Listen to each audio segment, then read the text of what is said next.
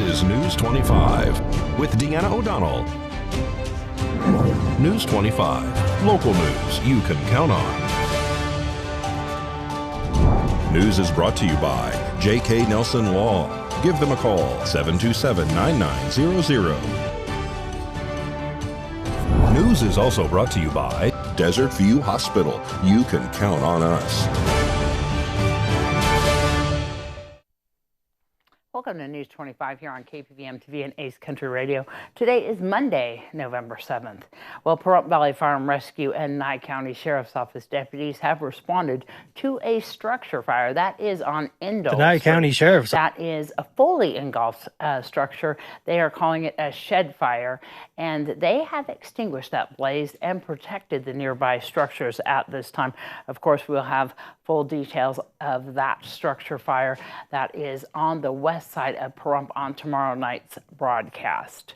Well, a lawsuit has been filed against Nye County and Nye County Sheriff Sharon Worley by Adam Tibbetts, Corey Fowles, Michael Cleveland, and Alan Lynn, who are represented by Brent Huntley with Huntley Law. The plaintiffs who work for the Nye County Sheriff's Office allege that there's a pattern of retaliation against officers who support Worley's opponent in the campaign for Nye County Sheriff. The suit was filed in U.S. District Court last week. The complaint, which asked for 10 claims for relief, says that 4 supervisors were subject for demotions, reassignments, and investigations when they showed their support for candidate Joe McGill, who is running against Worley. The 30-page document is on KPVM TV's Facebook page. Sheriff Sharon Worley says to News 25, this lawsuit is riddled with baseless allegations by disgruntled employees because it involves personnel matters and pending litigation. There is not much that they can comment about. And of course, Sheriff Sharon Worley has also provided some documentation, which will be on KPVM's Facebook page following this newscast.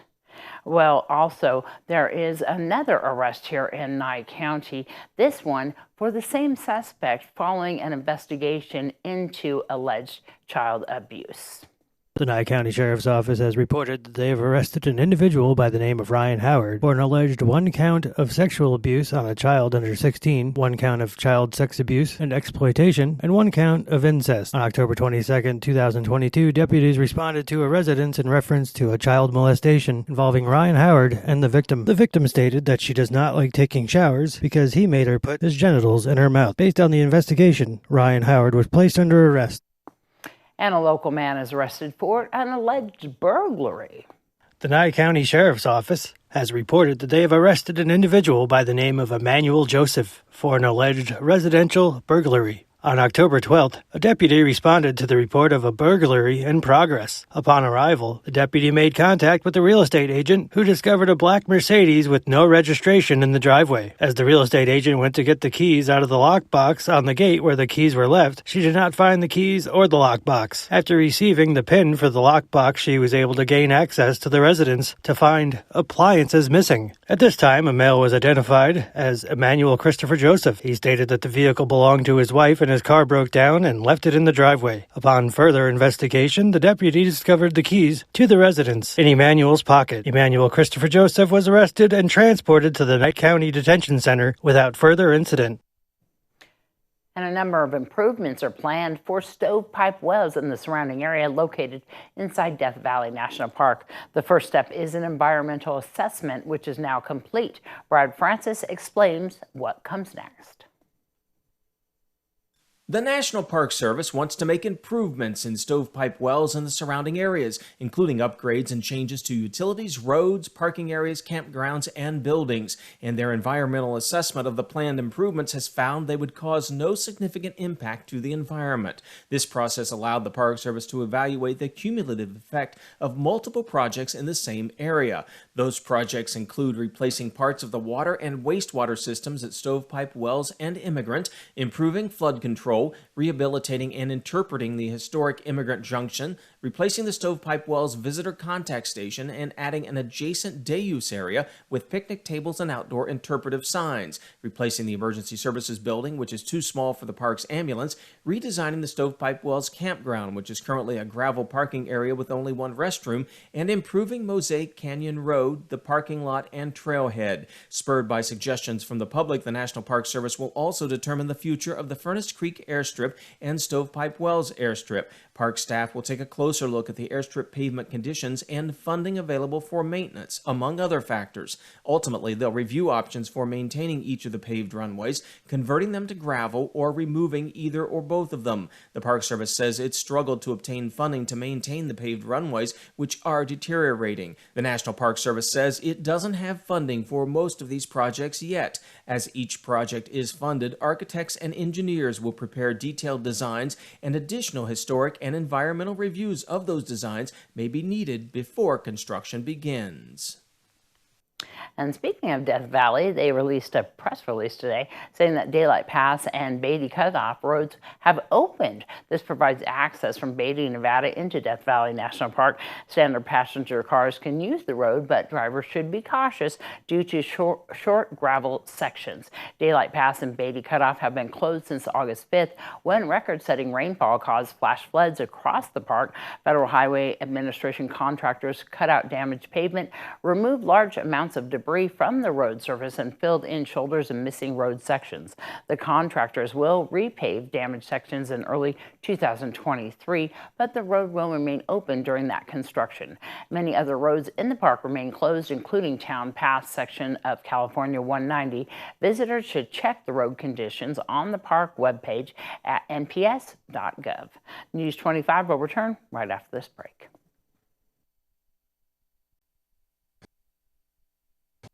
Watching News 25, the most recognized and farthest-reaching local news in Nye County.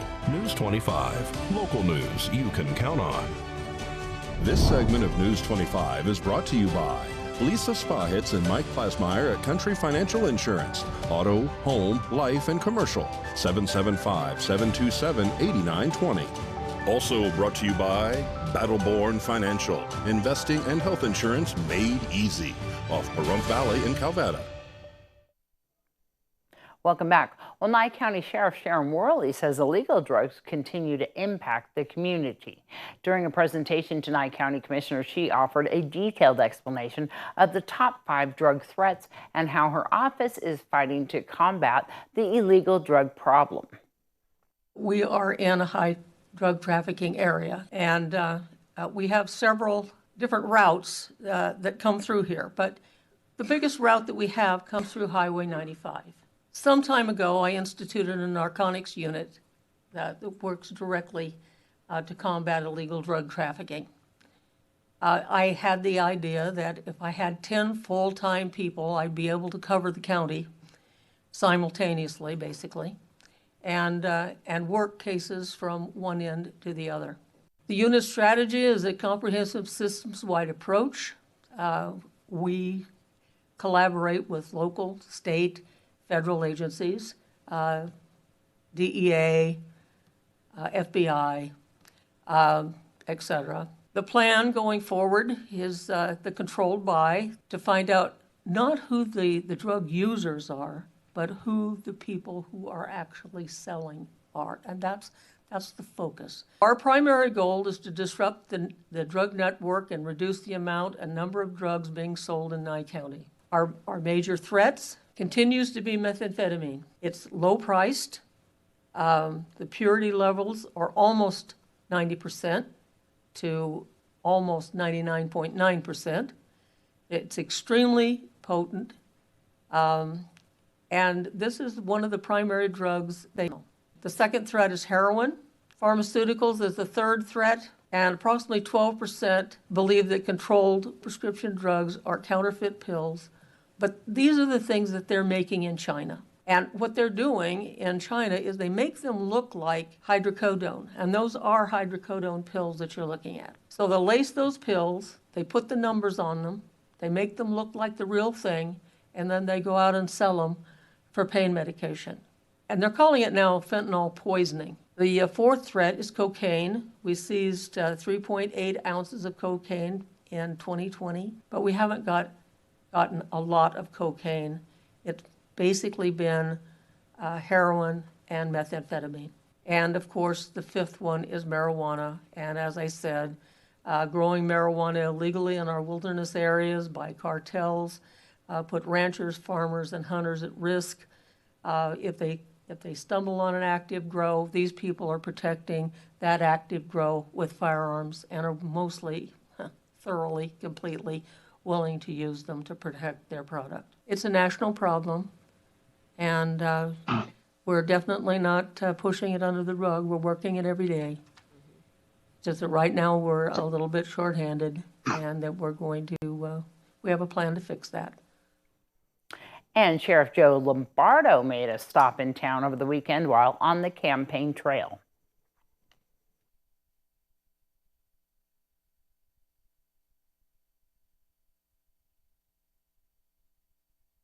Gubernatorial candidate Joseph Lombardo made a campaign stop in Pahrump over the weekend at Artesian Cellars on Saturday for a meet and greet before Tuesday's election.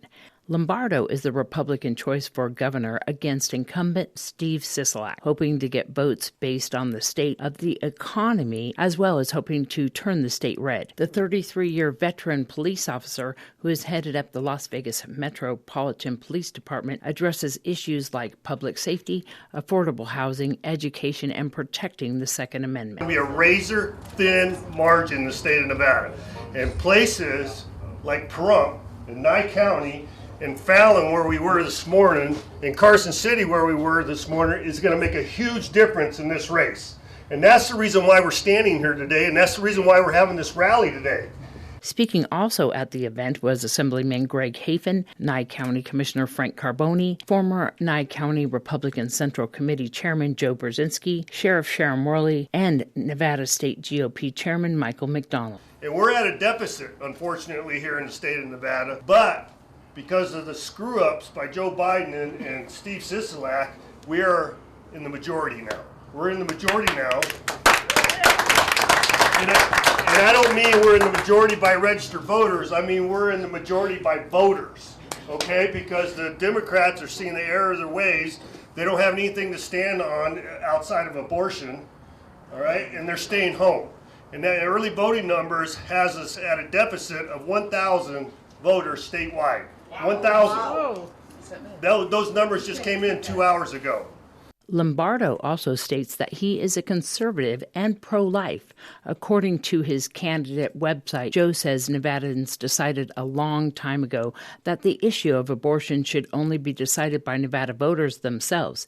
In 1990, Nevadans codified the right to an abortion in state law through a referendum so that only voters could make the changes to it moving forward. While Joe will always govern as a pro-life governor, he trusts the people of Nevada to make the important decision of what legislation to send to his desk.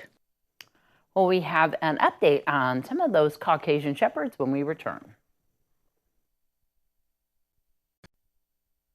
You're watching News 25, brought to you by Mountain West Lawyer, Injury Attorneys, 727-9500. Also brought to you by Silver State Health. Visit silverstatehealth.org or call 702-471-0420 for an appointment. News 25, local news you can count on. 100 of the 300 dogs took a trip over the weekend to Ohio. Those are the dogs that were from the Est Alpha kennels in the hoarding facility that were being held here in the Nye County Animal Shelter. Friday night, the ASPCA flew nearly 100 large breed dogs rescued from horrific conditions in Amargosa and Pahrump to its brand new Cruelty Recovery Center in Ohio to receive critical medical care, behavioral treatment, sheltering, and enrichment to prepare them for adoption. The unprecedented transport marks a significant milestone for the ASPCA as the mixed breed Caucasian Shepherds, some approximately 3 feet tall and weighing over 100 pounds, are too big for standard-sized dog carriers, and the number of dogs of this size could not fit in a commuter aircraft, severely limiting options for them to be relocated from the temporary emergency shelter at the Nye County Animal Shelter, where they were housed, to a facility where they can receive the specialized rehabilitative care they require. To overcome these challenges and safely move the animals, the ASPCA is utilizing dog crate risers to modify the large largest available flight-approved dog crates. The use of these larger crates and the number and size of these giant breed dogs also required the use of a chartered 747 cargo plane, the first flight of this type in animal welfare. Additional animals rescued from this case will be placed with the Nevada Humane Society and made available for adoption. In August, the Nye County Sheriff's Office seized the animals, including puppies and pregnant dogs, from properties in Nye County after they appeared to be neglected and suffering from untreated medical conditions. When the dogs were first rescued, the ASPCA veterinarians conducted in-depth exams on the dogs and observed significant medical issues among the populations, including emaciation, infected wounds and abscesses, missing limbs, matted coats, advanced dental disease, and ear infections, among other concerns that required urgent medical care. Many of the dogs were also extremely fearful and under-socialized. The ASPCA will provide these dogs with behavioral treatment to help them learn how to interact with people and become comfortable living their lives as pets. The ASPCA has also been on the ground for more than 2 months, assisting with daily care and providing medical and behavioral support for the dogs. The ASPCA also assisted with evidence collection and crime scene processing, forensics exams, and behavioral assessments, as well as providing much-needed personnel and supplies to support the emergency sheltering operation, including food and kennels. Animal cruelty charges have been filed against Vasily Platonov and Oksana Higgins based on the evidence collected by the Nye County Sheriff's Office, and criminal charges resulting from this case are being prosecuted by the Nye County District Attorney's Office. The ASPCA is also providing investigative and legal assistance to further support the investigation and prosecution and to ensure the best legal outcome for these animals. News 25 will have an update on Wednesday as to the other dogs and puppies relocation efforts by the ASPCA and the Nevada Humane Society, who now has custody of all the dogs. We wish the best for those dogs. And of course, thank you to the ASPCA and everybody who was involved in that. Well, renewing your passport, booking a flight, and finding the best deal on a hotel. Those are just some items to check off your list before traveling abroad. One task that may be overlooked, though, is checking your vaccine recommendations. So I always tell my patients, if you're about to travel somewhere, definitely make sure you know what's required and recommended of you. The recommended vaccines to get before traveling abroad may depend on your age, overall health, and vaccine history. Some routine vaccines to consider include COVID-19, flu, shingles, polio, and measles. The CDC notes popular travel spots like Europe still have outbreaks of measles and other diseases vaccines can prevent. Dr. Kruti Yagnik with Cleveland Clinic says to plan vaccinations ahead of the trip by visiting your healthcare provider or using a travel health specialist. I would definitely plan ahead. I would start looking into this at least, 4 to 6 months before, because some vaccines may require more than one dose, and sometimes these doses have to be separated out by 2 weeks, 4 weeks, 6 weeks. So just because you get vaccinated today doesn't mean you're protected tomorrow. It takes your body some time to gain that immunity. And travelers should consider it takes about 2 weeks after getting a vaccine to build immunity. On the CDC's website, cdc.gov, there is a traveler's health section where people can find which vaccines are recommended depending on the destination. News 25 Weather Cam is brought to you by Lerner and Rowe Injury Attorney's Office in Pahrump. In a wreck, need a check? Call 702-877-1500. Well, it has been windy and it's very cloudy, and I hear that we have some wild weather in store. We're going to meet with John in just a moment to tell us what's happening.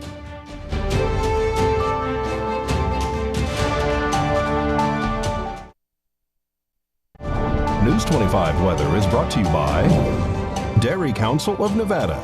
The splash of cream in your coffee, the dollop of sour cream on your burrito, the melted toasty cheese on your pizza. Undeniably delicious, undeniably dairy. Enjoy what's real. Hi, good evening, Nevada. It's John Kohler from the KPVM Channel 25 Weather Studios. So nice to see you on a Monday.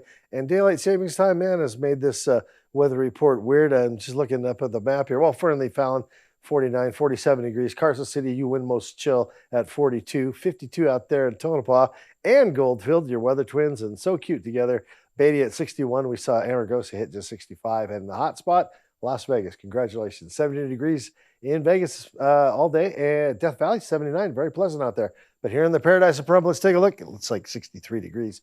And that's all right. It was 65 just a little bit earlier. Positively room temperature-esque. Humidity at 49% all day long. Yeah, it's been kind of I saw some rain come down a little bit.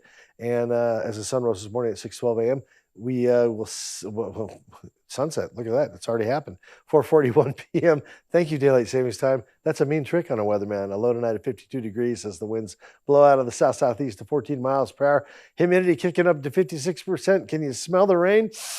Yes, you can. Look at this. Boom. Tomorrow, 89% chance of rain. Everybody's getting wet. And they're going to be getting wet from the top and sideways because those winds are blowing at 23 miles per hour.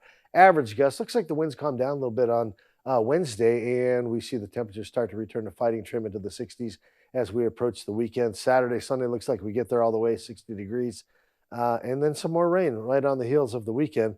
But that's kind of how it looks. It's going to be kind of wet and windy for the next couple of days. So batten down the hatches, hold on to your hats and whatever else. All right, back to the desk. Here's Deanna. All right. Well, be careful traveling out there, especially over the pass, and we will keep you posted on what's happening up there on the pass. Of course, you can keep up to speed on everything that's happening on our KPVM Facebook page. We do all of our spot news there, and we will keep you updated on the travel conditions. That's going to wrap up this edition of News 25. I'm Deanna O'Donnell. From all of us up here on the Hill, good night.